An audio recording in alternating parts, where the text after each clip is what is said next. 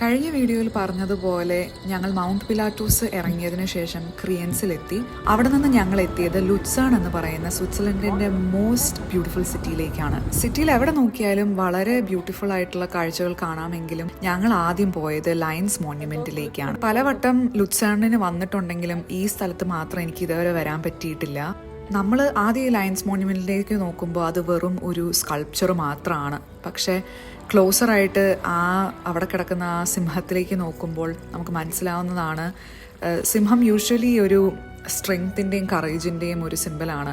പക്ഷേ ഇവിടെ കാണിച്ചിരിക്കുന്നത് സിംഹം മരണവേദന അനുഭവിക്കുന്നതായിട്ടാണ്. ഈ സ്കൾപ്ചർ പണിയപ്പെട്ടത് മരണപ്പെട്ട സ്വിസ് ഗാർഡ്സിന്റെ ഓർമ്മയ്ക്കായിട്ടാണ്. അവർ രാജ്യത്തെ പ്രൊട്ടക്ട് ചെയ്യാൻ വേണ്ടി മരിച്ചതിന്റെ ഓർമ്മയ്ക്കായിട്ടാണ് ഇത് പണിയപ്പെട്ടത്. കാട്ടിലെ ഏറ്റവും മജസ്റ്റിക് ആയിട്ടുള്ള ഈ സിംഹത്തിന്റെ ആഗനൈസിംഗ് രൂപം നമ്മളെ ഓർമ്മിപ്പിക്കുന്നത് that true sacrifice often carries deep suffering. അതിനുശേഷം ഞങ്ങൾ പോയത് ലുറ്റ്സേണിലെ ചാപ്പൽ ബ്രിഡ്ജിലേക്കൊക്കെയാണ്. വൈകുന്നേരത്തെ ലൈറ്റ് വളരെ കാമിംഗ് ആയിരുന്നു, ഭയങ്കര പീസ്ഫുൾ ആയിരുന്നു അവിടെയൊക്കെ.